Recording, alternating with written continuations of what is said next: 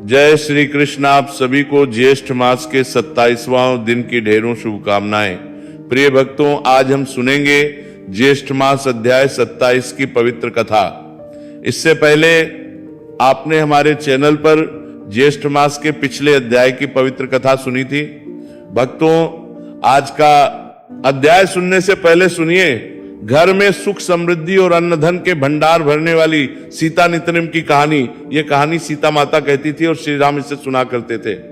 एक दिन श्री राम भगवान को किसी काम के लिए बाहर जाना पड़ गया तो सीता माता कहने लगी कि भगवान, मेरा तो 12 वर्ष का नित्य नियम है, अब आप बाहर जाएंगे तो मैं अपनी कहानी किसे सुनाऊंगी। श्री राम ने कहा कि तुम कुएं की पाल पर जाकर बैठ जाना और वहां जो औरतें पानी भरने आएंगी उन्हें अपनी कहानी सुना देना। सीता माता कुएं की पाल पर जाकर बैठ जाती हैं। एक स्त्री आई, उसने रेशम की जरी की साड़ी पहन रखी थी और सोने का घड़ा ले रखा था। सीता माता उसे देख कहती हैं कि बहन, मेरा 12 वर्ष का नितनेम सुन लो। पर वह स्त्री बोली कि मैं तुम्हारा नितनेम सुनूंगी तो मुझे घर जाने में देर हो जाएगी और मेरी सास मुझसे लड़ेगी। उसने कहानी नहीं सुनी और चली गई। उसकी रेशम जरी की साड़ी फट गई, सोने का घड़ा मिट्टी के घड़े में बदल गया। सास ने देखा तो पूछा कि किसका दोष अपने सिर लेकर आ गई है। बहू ने कहा कि कुएं पर एक औरत बैठी थी, उसने कहानी सुनने के लिए कहा लेकिन मैंने सुनी नहीं जिसका ये फल मिला। बहू की बात सुनकर अगले दिन वही साड़ी और घड़ा लेकर सास कुएं की पाल पर गई। सास को वहीं माता सीता बैठी मिली तो माता सीता ने कहा कि बहन, मेरी कहानी सुन लीजिए। सास बोली कि एक बार छोड़, मैं तो 4 बार कहानी सुन लूंगी। राम आए, लक्ष्मण आए, देश के पुजारी आए, नितनेम का नेम लाए, आओ राम बैठो, राम तपी रसोई जियो राम, माखन मिश्री खाओ, राम दूध बताशा पियो, राम सूत के पलका मोठो, राम शाल दुशाला पोठो, राम शाल दुशाला ओढ़ो राम, जब बोलूं जब राम ही राम, राम संवारे सबके काम खाली, घर भंडार भरेंगे सबका बेड़ा पार करेंगे, श्री राम जय जय राम। सास बोली कि बहन, कहानी तो बहुत अच्छी लगी। कहानी सुनकर सास घर चली गई और उसकी साड़ी फिर से रेशम जरी की बन गई। मिट्टी का घड़ा फिर सोने के घड़े में बदल गया। बहू कहने लगी, सासू माँ, आपने ये सब कैसे किया? सास ने कहा कि बहू, तू दोष लगा के आई थी और मैं अब दोष उतार कर आ रही हूं। बहू ने फिर पूछा कि वह कुएं वाली स्त्री कौन है? सास बोली कि वे सीता माता थी, वे पुराने से नया कर देती हैं, खाली घर में भंडार भर देती हैं, वो लक्ष्मी जी का वास घर में कर देती हैं, आदमी की जो भी इच्छा हो उसे पूरा कर देती हैं। बहू बोली कि ऐसी कहानी मुझे भी सुना दो। सास बोली कि ठीक है, तुम भी सुनो। और सास ने कहानी शुरू की।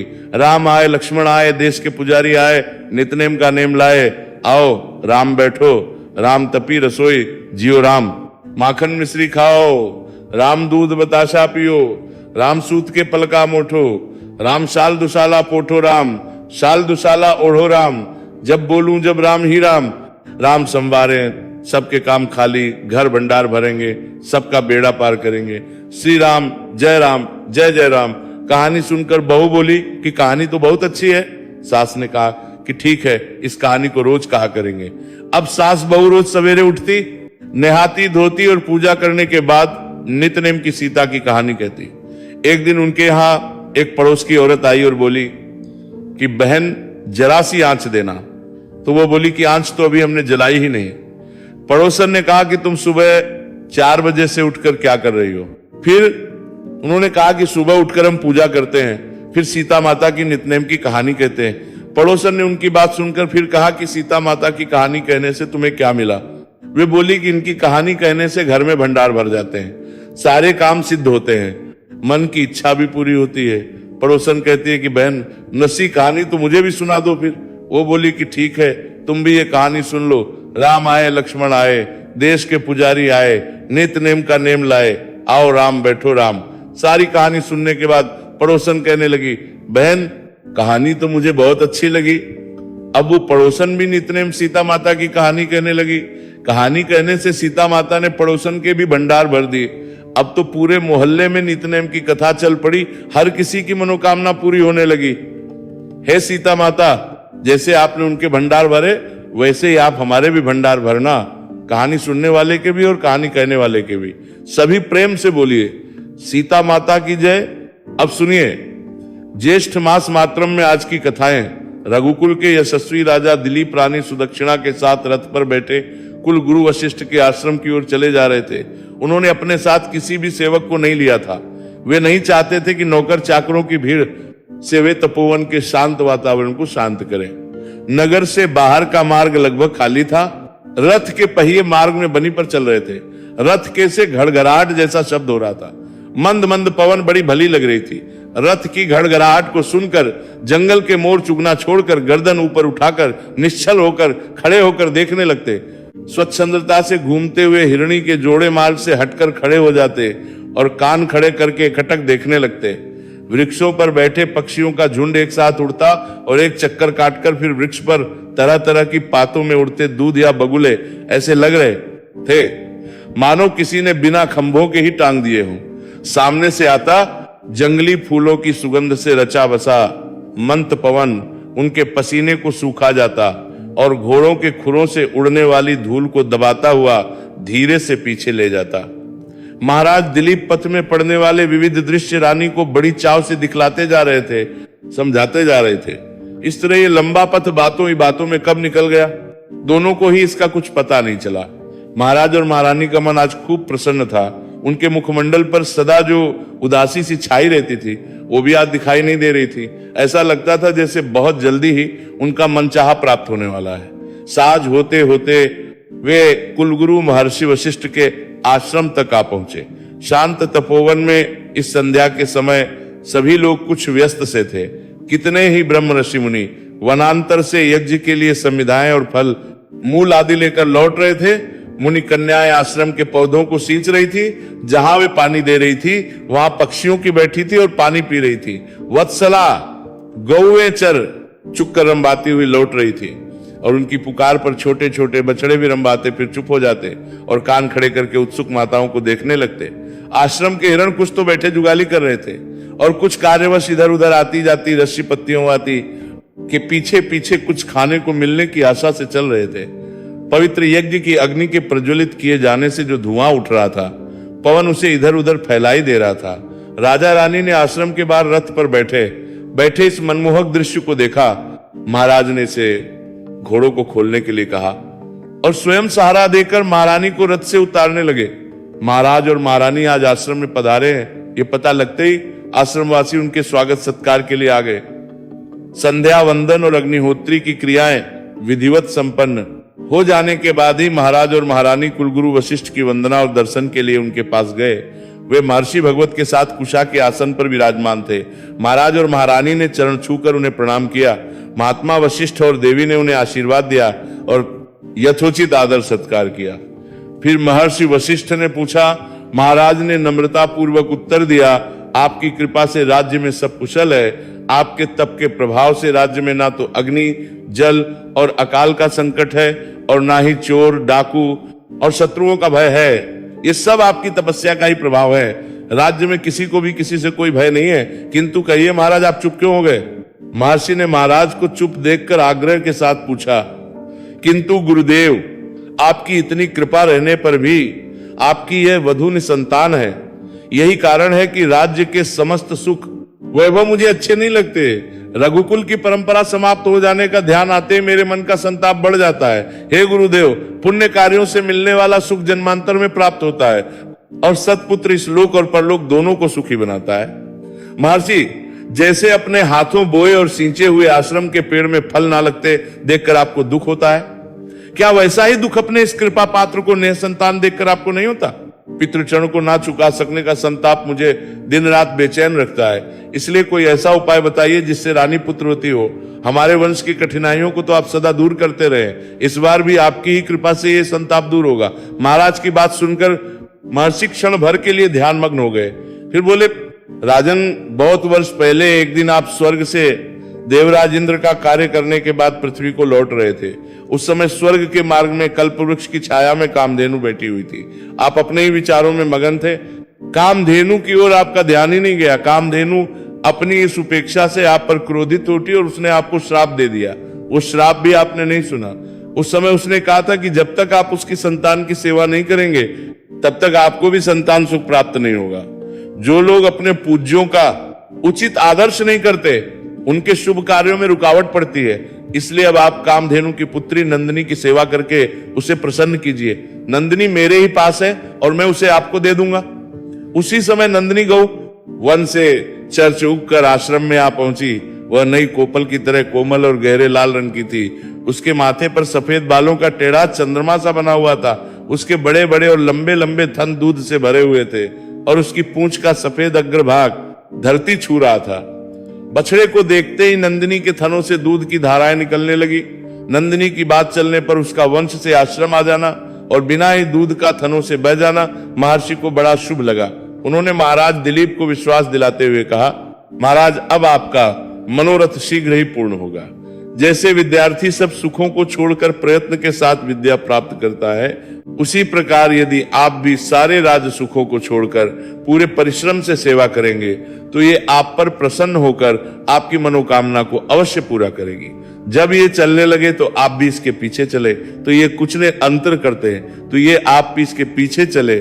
खड़ी हो जाए तो खड़े हो जाए, ये बैठ जाए तो आप भी बैठ जाए, और जब ये खाए पिए तभी आप भी खाए पिए। महारानी आप भी प्रतिदिन प्रातः इसकी पूजा किया करें, और जब ये वन को चढ़ने जाने लगे तो थोड़ी दूर इसके साथ जाएं, और सायं को जब इसके लौटने का समय हो इसके स्वागत के लिए कुछ दूर तक जाकर प्रतीक्षा करें और आगे करके ले आए।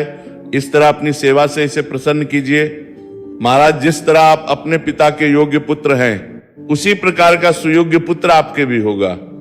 महाराज महर्षि की बातों को बड़े ध्यान से सुनते रहे और उन्हें निश्चय हो गया कि पवित्र अग्नि के सामने बैठकर महर्षि ने जो कुछ कहा है वो सच होकर ही रहेगा।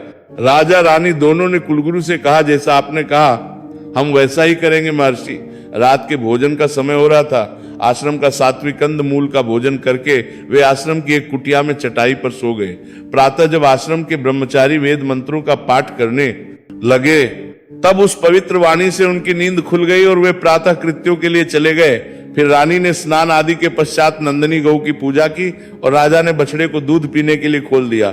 जब भरपेट दूध पी चुका तो उसे बांध दिया और नंदिनी को वन में ले जाने के लिए खोल दिया। राजा और रानी उसके पीछे पीछे चले। आश्रम के द्वार पर से राजा रानी को लौटाकर अपने आप नंदिनी के पीछे पीछे चलने लगे। वे श्रद्धा भक्ति के साथ नंदिनी की सेवा करने लगे। वे उसके लिए हरी और कोमल घास ले आते और अपने हाथ से खिलाते। जब वह जुगाली करने बैठ जाती तो उसके गले को खुजलाते, कभी पर बैठी काटने वाली मक्खियों को उड़ाते, कभी उसकी झबरी पूंछ में उलझी चीजों को छुड़ाते। वो जिधर जाना चाहती जाने देते और पीछे पीछे चल पड़ते। वो बैठती तो बैठ जाते, चलती तो खुद भी चल पड़ती। वो पानी पी लेती तो खुद भी पानी पीते। छाया की तरह सदा नंदिनी का अनुसरण करते। यद्यपि वे इन दिनों सारे राजसी ठाट बाट को छोड़ चुके थे, फिर भी उनका तेजस्वी व्यक्तित्व उनके को प्रकट कर देता था। वे धनुष बाण लिए बड़े भले लगते। जंगल में नंदिनी के पीछे घूमते। राजा का पक्षी अपने विविध स्वरों से जयगान करते। फूलों वाली बेलें उन पर फूल बरसाती। फूलों और औषधियों की गंध से मंद पवन उनका पसीना सुखाता। वृक्ष उन्हें छाया प्रदान करते। सांझ उतरने को होती तो नंदिनी आश्रम को लौट पड़ती। दिलीप उसके पीछे पीछे आश्रम में प्रवेश करते तो रानी सुदक्षिणा नंदिनी के स्वागत के लिए आश्रम के बाहर खड़ी मिलती। रानी दक्षिणा नंदिनी की पूजा करती, फिर प्रदक्षिणा करके प्रणाम करती। आश्रम में लौटकर राजा दिलीप महर्षि वशिष्ठ और देवी अरुंधति की चरण वंदना करते, फिर वे संध्या वंदन करती। जब बछड़ा दूध पी चुकता तब शेष दूध धो लिया जाता और फिर दिलीप उसकी सेवा में लग जाते। जब वे आंखें मूंद लेती तो वे भी सोने के लिए कुटिया में चले जाते। इस तरह राजा रानी को सेवा करते हुए 21 दिन ले उनकी सेवा, और भक्ति में रत्ती भर भी त्रुटि नहीं हुई। कामधेनु की पुत्री नंदिनी ने मन में सोचा कि राजा मेरी सेवा तो खूब कर रहे हैं, पर क्या ये स्वार्थ की सेवा नहीं है? उसने जांच करने का निश्चय किया कि राजा की सेवा भक्ति कैसी है। जब राजा दिलीप नंदिनी को 22वें दिन वन में चराने ले गए तब नंदिनी गंगा जी के एक झरने के पास, जहां खूब हरी भरी घास उगी हुई थी, वहां एक गुफा में जा घुस राजा ने नंदिनी को उस ओर जाने से रोका नहीं। उन्हें दृढ़ विश्वास था कि कोई भी हिंसक जानवर नंदिनी पर आक्रमण नहीं करेगा, कर ही नहीं सकता। राजा दिलीप यहाँ के मनोहर प्राकृतिक दृश्य को निहार रहे थे कि इतने में ही एक सिंह कहीं से आ झपटा और उसने नंदिनी को दबोच लिया। सिंह के आक्रमण से डरकर नंदिनी बड़े करुण स्वर में जोर से उठी। उसके की ध्वनि प्रतिध्वनि से गूंज उठा। नंदिनी का करुण बिहवल स्वर राजा दिलीप के हृदय को बींध गया। उन्होंने देखा कि सिंह तो नंदिनी की पीठ पर चढ़ा बैठा है। अपनी रक्षित गौ पर हुए इस अप्रत्याशित आक्रमण से राजा दिलीप एकदम कृत हो उठे और उनकी आंखों में खून उतर आया। उन्होंने धनुष को कंधे से हाथ में लिया और दूसरा हाथ से बाण खींचने के लिए बढ़ाया, पर यह क्या, उनका हाथ तोड़ियर में ही अटका रह गया। वे प्रयास करने पर भी अपने हाथ को छुड़ा नहीं पाए। इस बेबसी से उनका क्रोध और भी भड़क गया। वे समझ नहीं पा रहे थे कि आखिर बात क्या है। उनसे कुछ भी करते धरते नहीं बन पा रहा था। और तभी उन्होंने उसी को मनुष्य की बोली बोलते सुना तो उनके आश्चर्य का ठिकाना नहीं रहा। सिंह बोला, हे राजन, तुम मुझे मारने का निष्फल प्रयत्न मत करो। तुम्हारा कोई भी अस्त्र शस्त्र मेरा बाल भी बांका नहीं कर सकता और मुझे कोई ऐरा गहरा से मत समझ बैठना। मैं भगवान शंकर का कृपा पात्रगण कुंभोदर हूं। ये तुम्हारे सामने जो सबसे ऊंचा देवदारू का पेड़ दिखाई दे रहा है, भगवान शंकर इसे पुत्र की तरह प्यार करते हैं। भगवती पार्वती ने इसे अपने दूध से सींच कर पाला है। यही कारण है कि वे दोनों, शंकर जी और पार्वती जी, इसे पुत्र की तरह मानते हैं। एक बार की बात है कि एक मदमस्त जंगली हाथी इसके तने के साथ रगड़ रगड़ कर अपनी कनपटी को खुजाने उस रगड़ से इसकी छाल छिल गई थी। बस इतनी सी ही बात से देवी पार्वती जी इतनी दुखी हुई कि जितनी दैत्यों के बाणों से घायल अपने पुत्र कार्तिकेय को देखकर भी नहीं हुई थी। तब से शंकर जी ने मुझे इसकी रखवाली का कार्य सौंपा है और उन्होंने मुझसे कहा है कि आसपास जो भी पशु आ जाए उसे मारकर मैं अपना गुजारा करूं। देखो राजन, मैं भूखा हूं और गौ मेरी रखवाली के क्षेत्र में आया है, इसलिए अब तुम लौट जाओ। तुम इसकी रक्षा करना चाहते हो, पर तुमने देख लिया कि तुम्हारे ही बाण मेरा कुछ भी नहीं बिगाड़ सकते। तुम निर्दोष हो, तुम्हें कोई कुछ नहीं कह सकता। रक्तमानस के लोभी उस सिंह की ऐसी बातें सुनकर राजा को विश्वास हो चला कि भगवान शंकर के प्रभाव से ही बाण नहीं निकल सका था। इससे सारे समय पर कुछ भी नहीं कर सकने की उनकी खींच कुछ कम हुई, ले उनका हाथ अभी भी तुड़ेर में अटका हुआ था। तो वे सिंह से बोले, हे वनराज, हाथ बंद जाने से मैं कुछ कर नहीं सकता, इसलिए मैं जो कुछ कहूंगा वो हास्यास्पद लगेगा। फिर भी क्योंकि तुम मन की बात जानते हो, इसलिए तुमसे कह रहा हूं। सारी जड़ चेतन सृष्टि के स्वामी भगवान शंकर में मेरी बड़ी श्रद्धा है, पर अपने गुरु के इस गोधन को भी मैं अपनी आंखों से लुटते नहीं देख सकता। जैसे तुम अपने स्वामी की आज्ञा से इस देवदारू की रखवाली कर रहे हो, वैसे मैं भी तो अपने गुरु की आज्ञा से इस गौ की रखवाली में नियुक्त हूं। इसलिए तुम मुझे खाकर अपनी भूख मिटा लो और इसे छोड़ दो। इसका नन्हा बछड़ा इसकी बाट देख रहा होगा। इस पर सेव व्यंग से हंसकर बोला, हे राजन, मुझे लगता है कि तुम्हारी अक्ल मारी गई है। एक साधारण सी गौ के लिए तुम इतना बड़ा राज्य, जवानी और ये सुंदर शरीर छोड़ने के लिए तैयार हो गए हो, और अगर तुम करुणावश ऐसा कर रहे हो तो इसमें कोई भी तुक नहीं है। अपने जिस शरीर को देकर तुम एक गाय की रक्षा करना चाहते, जीवित रहने पर उसी शरीर से तुम अपनी सारी प्रजा की रक्षा कर सकते हो। हाँ, अगर तुम्हें अपने तपस्वी गुरुजी का डर हो तो तुम उन्हें इसके बदले में हजारों दुधारू गायें देकर प्रसन्न कर सकते हो। अभी तुम्हारी जवानी के दिन है, सारे राज्य सुख तुम्हें प्राप्त है, इसलिए अपने इस हष्ट पुष्ट शरीर को यों ही व्यर्थ नष्ट मत करो। शरीर से धर्म कर्म होते और फिर तुम्हारा धर्म अपनी प्रजा की करना है। इतना कहकर से चुप हो गया। उसकी गंभीर वाणी की अनुगुण से ऐसा लगा मानो जैसे किसी ने उसकी बात का समर्थन अनुमोदन किया हो। राजा ने सिंह की बातें सुनकर गाय की ओर दृष्टि घुमाई तो देखा कि वह तो भय से थर थर कांप रही है और उसकी करुण फटी फटी सी आंखें राजा से प्राणों की भीख मांग रही है। सच्चे क्षत्रिय राजा दिलीप का हृदय के दुहक से कातर हो उठा। वे बोले, हे सिंह, क्षत्रिय शब्द का अर्थ ही यह है कि जो दूसरों को नष्ट होने से बचाए। यदि मैंने इस छात्र धर्म का पालन नहीं किया तो मेरा राजा होना किस काम का? अपयश के साथ जीते रहने से तो मौत ही भली। तुम समझते हो कि इसके बदले बहुत से गौ देखकर मैं गुरु वशिष्ठ को मना लूंगा कि तुम्हारी भूल है। तुम इस गौ को नहीं जानते, पहचानते?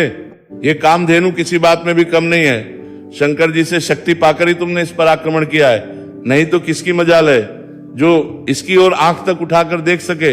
इसलिए मैं अपना शरीर देकर भी इसकी रक्षा करूंगा। इस तरह तुम भी भूखे नहीं रहोगे और महर्षि वशिष्ठ जी की यज्ञ क्रिया में भी किसी प्रकार का कोई विघ्न नहीं पड़ेगा।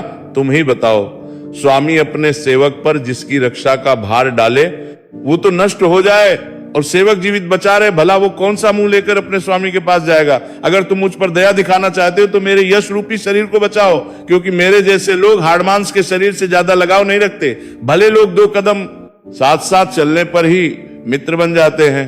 हम दोनों तो एक दूसरे से अच्छी तरह परिचित हो गए हैं और कितनी देर से बातें भी कर रहे हैं, इसीलिए हम एक दूसरे के मित्र ही हैं। इसलिए हे भगवान, भूतनाथ के सेवक अपने मित्र की इस प्रार्थना को मत कर रहे। बात कितना भूतनापुर एक भी ठुकराओ। राजा के नम्र वचनों को सुनकर सिंह बोला, अच्छी बात है, तुम्हारी ही बात सही और ठीक। उसी समय राजा दलीप का हाथ से छूट गया। उन्होंने धनुष बाण एक और फेंक दिए और मांस के लोथड़े की तरह अपने आप सिंह के आगे जा पड़े।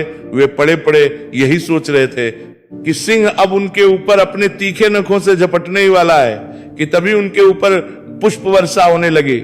और उसी समय उन्होंने बड़े मधुर स्वर में सुना, उठो बेटा। राजा दलीप ने सिर उठाकर देखा तो उनके पास थनों से दूध टपकाती नंदिनी खड़ी थी। सिंह था कि था ही नहीं। राजा दिलीप दूसरी बार आश्चर्य से आंखें फाड़ फाड़ कर इस अद्भुत अलौकिक घटना को देख रहे थे। तभी नंदिनी मनुष्य की बोली में बोल उठी, हे राजन, मैंने ही ये सारी माया रचकर तुम्हारी परीक्षा ली थी। महात्मा वशिष्ठ के तपोबल के प्रभाव से यमराज भी मेरा कुछ नहीं बिगाड़ सकते। औरों की तो बात ही छोड़ो, मैं तुम्हारी गुरु भक्ति और मुझ पर दया दिखाने से बहुत प्रसन्न, तुम मन चाहा वर मांग सकते हो। नंदिनी के इस प्रकार कहने पर याचकों को मुंह मांगा देने वाले और अपनी शूरवीरता से चारों ओर विख्यात राजा दिलीप ने दोनों हाथ जोड़कर कहा, माता आप प्रसन्न है तो मेरी रानी सुदक्षिणा की कोख से वंश को बढ़ाने वाला और यशस्वी पुत्र उत्पन्न हो नंदिनी ने वर दिया, ऐसा ही होगा। फिर बोली, अब तुम ऐसा करो कि एक दोना बनाकर उसमें मेरा दूध लो और उसे पी जाओ। राजा दलीप ने कहा, मां, मैं चाहता हूं कि आश्रम लौटकर बछड़े के भरपेट दूध पी चुकने पर और हवन आदि क्रिया से बच रहने पर महर्षि की आज्ञा से ही मैं आपके पवित्र अमृत तुल्य दूध का पान करूंगा। ये सुनकर तो नंदिनी और भी प्रसन्न हुई और दोनों फिर वन से आश्रम को लौट पड़े। इसके बाद राजा की मनोकामना पूर्ण हुई और उन्हें वंश को आगे वाला एक स्वस्थ और दीर्घायु पुत्र प्राप्त हुआ। तो ये थी आज की कथा। सभी प्रेम से बोलिए नंदिनी गौ की जय। प्रिय श्रोताओं, अब आप सभी भक्त अजामिल की कथा का श्रवण कीजिए और इस कथा को श्रवण करने वाले को तो यमराज जी भी नहीं सताते, वह ऊंचे चाल चलन वाला बनता है। जो इस कथा को सुनता है, सुनने वाले के समस्त पाप मिट जाते हैं और उसका कल्याण होकर उसे अंत में मोक्ष मिलता है। अजामिल उस समय का सबसे बड़ा माना गया है। वो पापी किस लिए था, उसने क्या कसूर किया था, उसके बारे में चलिए जानते हैं। इस कथा में अजामिल एक राज ब्राह्मण का पुत्र था। उसके पिता राजा के पास पुरोहित भी थे और वजीर भी। वो बहुत अक्लमंद था। उसके बुद्धिमान होने की चर्चा चारों ओर थी। अजामिल की उम्र जब 5 साल की हुई तब उसके माता पिता ने उसको विद्यालय में दाखिल करवा दिया। वह जिस गुरु से पढ़ता था वह बहुत ही बुद्धिमान था और बुद्धिमान को जब उन्हीं की तरह शिष्य मिल जाता है तो वो बहुत प्रसन्न हो जाते हैं। ऐसी ही स्थिति अजामिल के गुरु की भी थी। उन्होंने देखा कि अजामिल की जुबान पर तो सरस्वती देवी बैठी है, वो जो भी शब्द पढ़ता या सुनता वही कंठस्थ कर लेता और उनका कंठ भी रसीला था। जब वो वेद मंत्र पढ़ते तो एक अनोखा ही रंग दिखाई देता था। अजामिल बहुत ही बुद्धिमान निकले। उन्होंने केवल 10 वर्ष की आयु में ही 20 साल की विद्या प्राप्त कर ली और उनकी की चारों ओर प्रसिद्धि हो गई। और प्रसिद्धि भी ऐसी कि बड़े बड़े विद्वान भी उनके दर्शन करने आते थे। एक दिन अजामिल के गुरु ने कहा कि अजामिल अभी तुम शिष्य हो। तब उन्होंने कहा, हाँ गुरुदेव मैं शिष्य हूं, पर कितने दिनों तक और शिष्य रहूंगा? तब गुरु ने कहा कि कोई 4 साल और लगेंगे, चारों वेद और उपनिषद पूरे हो जाएंगे। जो आ गया गुरुदेव, उन्होंने अपने गुरु से कहा। तब उनके गुरु ने उनकी ओर ध्यान से देखकर कहा, अजामिल जब मेरे आओ या अपने घर को जाओ तो नगर से बाहर बाहर ही आ जाया करो, नगर में कभी नहीं जाना, क्योंकि अभी तुम्हारे वस्त्र विद्यार्थी के हैं। गुरु की आज्ञा का पालन करना होगा। आज्ञा का पालन ना किया तो दुख उठाओगे और सुखी वही रहता है जो अपने गुरु की आज्ञा का पालन करता है, गुरु की बात मानता है, क्योंकि गुरु को तो हर प्रकार के ज्ञान और कर्म का बोध होता है। तब अजामिल जी ने पूछा, हे गुरुदेव, क्या मैं पूछ सकता हूं कि आप मुझे नगर आने से क्यों रोकते हैं? उनका प्रश्न सुनकर थोड़ी देर तक तो गुरु चुप रह गए। लेकिन फिर उन्होंने केवल इतना ही कहा कि नगर से बाहर बाहर ही आया जाया करो, और ऐसा ही कर्म है, तुम्हें ऐसा ही करना होगा। जिन्हें अपने गुरु की आज्ञा का पालन किया वो नगर के बाहर बाहर ही आया जाया करते थे, नगर के भीतर कभी नहीं जाते थे, और ना ही इस बारे में उन्होंने कभी किसी से बात की कि उनके गुरु ने उनको नगर में जाने से मना किया है। इस तरह नगर से बाहर ही आते जाते उन्हें कई वर्ष बीत गए। वह विद्या पढ़ते रहे। उनकी आयु अब 20 वर्ष की हो गई। वह बहुत सुदर्शन दर्शनी जवान निकले। नेत्रों में डोरे आए। उनकी विद्या पूरी होने वाली थी। उसके पश्चात उन्होंने गुरु दक्षिणा देकर आजाद हो जाना था। एक दिन उनका अपने मन से ही झगड़ा हो गया। उन्होंने कहा कि गुरु की आज्ञा का उल्लंघन करके नगर में से जाना ही ठीक होगा। आखिर ये तो देखा जाए कि गुरुजी मुझे रोकते क्यों हैं। अब उनके मन में एक अंतर तो यह भी चल रहा था। उनका एक मन भी कह रहा था कि नहीं, अजामिल गुरु की आज्ञा का पालन करो, और अगर गुरु की आज्ञा का पालन नहीं किया तो नरक का भागी होगा, बहुत दुख भोगेगा, देखा जाएगा। अजामिल ने अपने मन को किया और वे अपने गुरु के पास से उठकर उस मार्ग को छोड़कर जिससे वह रोज आया जाया करते थे, अन्न देखे रास्ते से नगर में चल पड़े। अजामिल के गुरु ने उनको इसलिए नगर में जाने से रोका हुआ था क्योंकि नगर में तो माया का विस्तार, धन के रूप के चमत्कार ऐसे थे कि किसी भी नौजवान का मन उस ओर बड़ी जल्दी आकर्षित हो जाता था। नवयुवक को तो पूर्ण ज्ञान होता नहीं था। नगर में तो वेश्याओं का बाजार था। सारी ही वेश्या नगरी थी। उस मोहल्ले में वेश्याएं बैठा करती थी और वह युवा पुरुषों को अपने वश में कर लेती थी। ऐसी हवा से बचाने के लिए ही गुरु ने अजामिल को रोकना चाहा था, क्योंकि गुरु चाहते थे कि अजामिल राज पुरोहित बन जाए।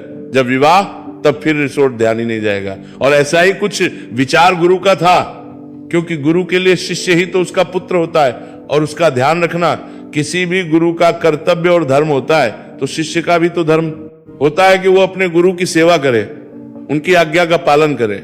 अजामिल जब नगर की ओर जाने लगे तो गुरु ने स्मरण कराया कि अजामिल शहर के अंदर मत जाना। उस समय तो अपने गुरु से अजामिल ने कह दिया, बहुत अच्छा गुरुदेव। लेकिन इसके बाद वो आश्रम से निकलकर सीधे अंदर ही अंदर नगर के द्वार की ओर चल पड़े। वो जैसे ही द्वार के भीतर गए, उन्हें वहां नगर की महिमा बड़ी अनोखी सी लगी। बहुत चहल पहल थी। सबसे बड़ी बात यह थी कि इस बहुत सुंदर सुंदर नारियां हाव भाव दिखाती इधर उधर घूमती दिखाई दी, और वह पुरुषों से मधुर मधुर बातें कर रही थी। उनके रूप भी बहुत सुंदर थे। नरगिस के फूल जैसे नयन थे। उनके अर्ध नग्न तन पत्तियों की तरह चमकते थे। उन्हीं सुंदरी नारियों को देखते हुए अपने घर को चले गए। लेकिन घर जाकर न तो उनका मन पढ़ने में लगा, ना ही पाठ याद करने में। उनका मन बेचैन हो गया, क्योंकि जो कुछ देखा था वही दृश्य अब उनकी आंखों के सामने घूमने लगा। जब रात को नींद आई तो सपने में भी वही सब आता रहा जो उन्होंने नगर में देखा था।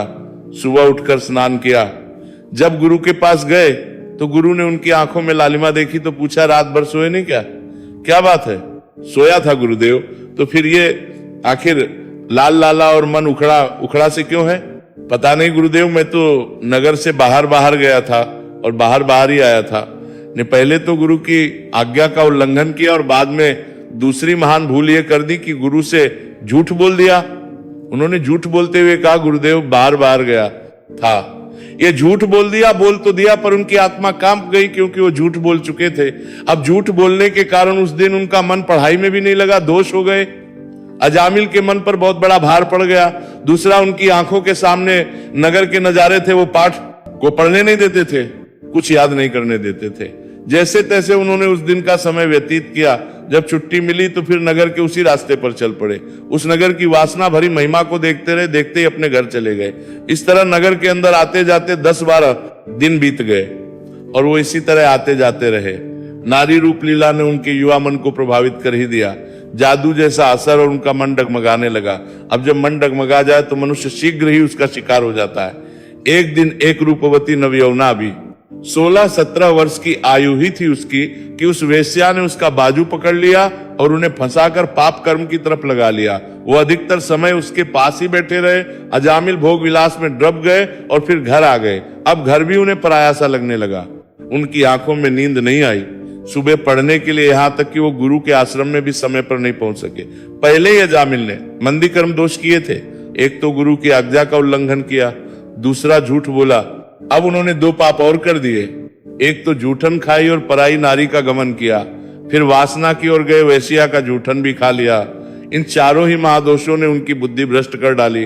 अब वह गुरु के पास जाते लेकिन मन भटकने से पाठ ही नहीं कर पाते। उनके गुरु ये सारी स्थिति समझ गए, लेकिन अपने मन की तसल्ली करने के लिए एक दिन गुरु अपने शिष्य अजामिल के पीछे पीछे चल पड़े। दरअसल वे कुछ भी नतीजे पर पहुंचने से पहले अपनी आंखों से सब कुछ देखना चाहते थे। तो अजामिल के पीछे पीछे चलते हुए उन्होंने देखा कि एक वेश्या पर अजामिल चले गए हैं। ये सब देखकर वे वापस लौट आए और बहुत बेचैन रहे। अगले दिन जब अजामिल आए तो गुरु ने उनसे कहा कि अजामिल, इस आश्रम से चले जाओ, तुमने जो कुछ पढ़ना था वो पढ़ लिया है। ये कहकर गुरु ने अजामिल को भेज दिया और फिर अजामिल के पिता को बुलवाकर कहा कि आप अजामिल का विवाह कर दीजिए, इनका आप कुंवारा रहना बिल्कुल ठीक नहीं है। अजामिल के पिता राजपुरोहित थे, राजपुरोहित होने के उनके लिए अजामिल का विवाह करना कोई मुश्किल काम तो था नहीं। उन्होंने शीघ्र ही अजामिल के लिए योग्य कन्या देखकर उसे परिणय सूत्र में बांध दिया। अब अजामिल का विवाह हो गया। उनके घर एक सुंदर, सुशील, गुणवती और तेजवान दुल्हन आ गई। लेकिन अजामिल कमल अब भी चंचल ही रहा। वो अपनी पत्नी से तृप्त ही नहीं हुई।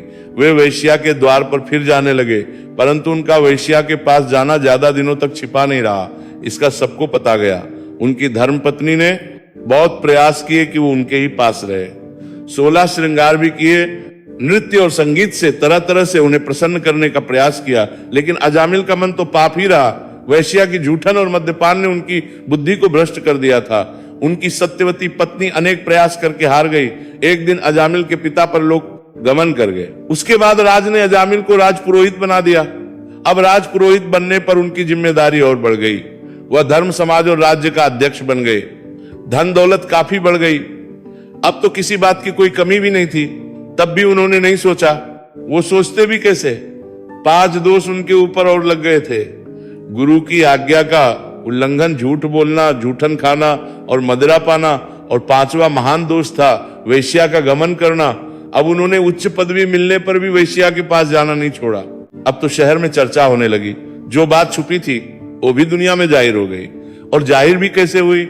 जिस तरह से सूर्य रोशनी प्रकट करते हैं। अब उनका नया प्रेम एक कलावती नाम की वेश्या से हो गया, और वह तो पापों की पुतली माया रूप धारण करके बैठी थी। एक दिन अजामिल को राजा ने अपने पास बुलाया और पूछा, अजामिल, आप राजपुरोहित हैं? हाँ महाराज, अजामिल ने बताया। तो आप क्या आरोप लगा है? क्या आरोप है महाराज? ने पूछा। आप कलावती वैश्य के पास जाते हैं, मदिरा पान करके मनाते हैं। सत्य है महाराज, इसमें झूठ नहीं। मैं कलावती के पास जाता हूं क्योंकि मैं उससे प्रेम करता हूं। क्या ये नहीं मालूम कि कोई भी पंडित कभी ऐसा कर्म नहीं कर सकता जिससे राज्य में बदनामी का कारण बने और जिसका देश की प्रजा पर भी बुरा असर पड़े? ये भी पता है फिर कलावती के पास क्यों जाते हो? क्या तुमने अपनी बदनामी स्वयं नहीं सुनी? सुनिए महाराज, लेकिन मैं विवश हूं। मैं कलावती को नहीं छोड़ सकता। उसके रूप ने मुझे मोहित कर रखा है, कहकर अजामिल और आगे बढ़ गया। अब वह निर्लज्ज भी हो गया, क्योंकि जिसके पास अब निर्लज्जता आ जाए उसके पास तो कुछ भी नहीं रहता, और तो और निर्लज्जता ही तो सबसे बड़ा महान दोष या पाप है। राजा बुद्धिमान, उसकी आयु अजामिल के पिता जितनी ही थी, वो समझ गया कि उसका राजपुरोहित पापों का भागीदार बन गया है और इस समय उसको पाप बड़े अच्छे लग रहे हैं। तब उस राजा ने अजामिल से कहा कि अगर आपकी बात सही है कि वह आपको अपना पति स्वीकार कर चुकी है तो आप उसे अपने घर ले आओ। घर रहेगी तो लोगों को पता नहीं चलेगा। जितनी देर वहां रहेगी उतनी देर वो वेश्य रहेगी। कर्म करना भी तो स्थान की जांच करता है, जगह पर ही चीज की शोभा होती है। और आप भी तो राजपुरोहित हैं। राजपुरोहित को ये बिल्कुल शोभा नहीं देता कि वो किसी वेश्या के बाजार में जाए। तब भक्त ने कहा कि मैं उसको घर नहीं ला सकता, ना ही मैं उसको छोड़ सकता हूं। ऐसा कहकर अजामिल ने अपना फैसला दे दिया। तो ये फैसला पक्का है?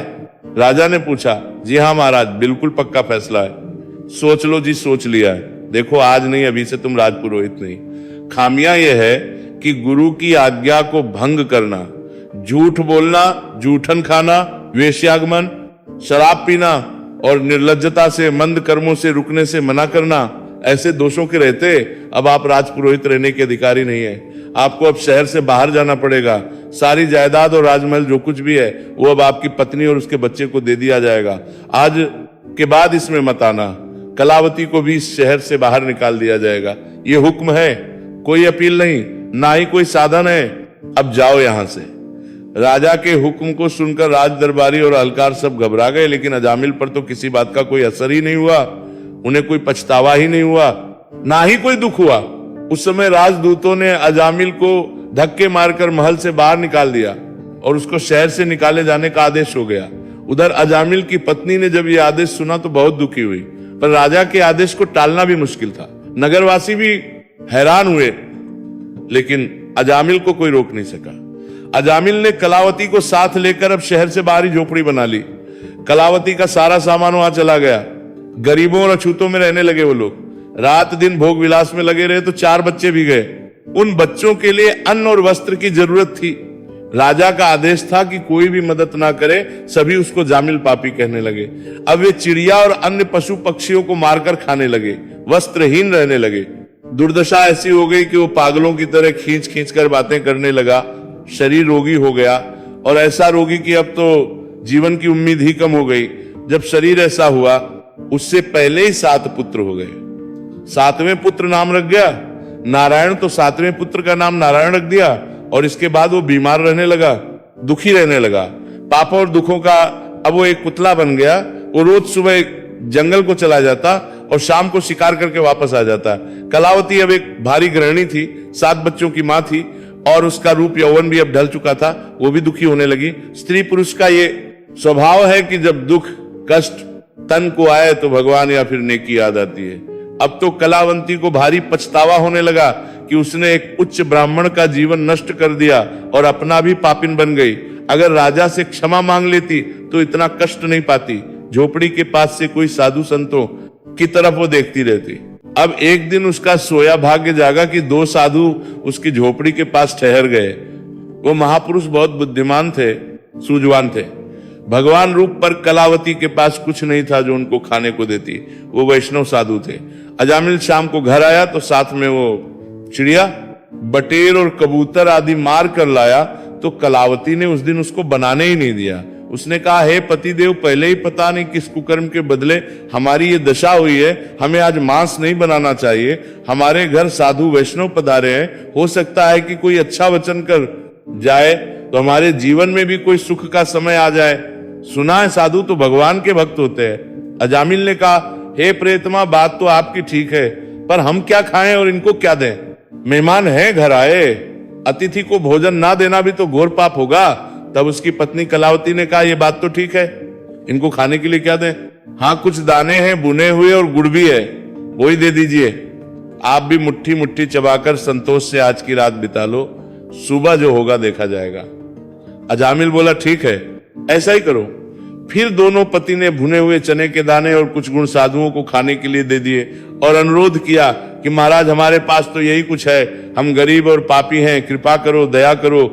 हे महाराज, हमारे लिए भगवान से प्रार्थना करो। भगवान रूपी साधु ने वचन किया, हे जामिल, त्रिकाल दृष्टि द्वारा हम सब कुछ जान गए हैं। आप एक ब्राह्मण के पुत्र थे, वासना की अग्नि ने आपकी बुद्धि सब कुछ कर दिया, पर ठीक है, जल्दी ही आपका कल्याण होगा। जो आपने अपने पुत्र का नाम नारायण रखा है, ये भगवान की ही प्रेरणा है। इसके साथ प्रेम व्यवहार करो, नारायण नारायण पुकारो, एक दिन अवश्य नारायण आपकी पुकार सुन लेंगे। ऐसा वचन कहकर साधु महाराज वहां से चले गए। ने अब अपने पुत्र को उठा लिया और उससे प्यार करता हुआ कहने लगा, पुत्र नारायण, आओ बेटा नारायण, रोटी खाओ लो, दूध पियो नारायण। इस तरह की बातें करने लगा। उसकी बातें उसके मन को खूब शांति देने लगी। अब कुछ प्रभु की ऐसी लीला हुई कि वह जो शिकार मारकर लाता वही बिक जाता, जिससे उसको पैसे मिल जाते। इस तरह उसे अन्न खाने को मिलने लगा। उसके दिन अब अच्छे बीतने लगे।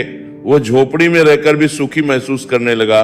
कहते हैं, समय सबसे बड़ा बलवान है, ताल की मार से कोई नहीं बचता। जो कुछ देता है वे सब नश्वर है। सबके काम अधूरे रह जाते हैं अगर जब काल आ जाए। काल का भारी हाथ सबके सिर के ऊपर रखा ही जाता है। का भी काल आ गया, वो घोर बीमार पड़ गया और बीमारी भी उसको खूब कष्ट देने वाली थी। वो कष्टदायक बीमारी से दुखी होने लगा। एक दिन ऐसा आया कि आंखें बंद करते ही अब उसे यमदूत भी दिखाई देने लगे। नरक की आग जलती हुई दिखाई देने लगी। वह बहुत भयानक रूप में थी और उसकी दशा बहुत डरावनी थी नरक की। और अंतकाल नजदीक नजर आया देखकर उसने डरकर बहुत ऊंचे ऊंचे स्वर में पुकारा।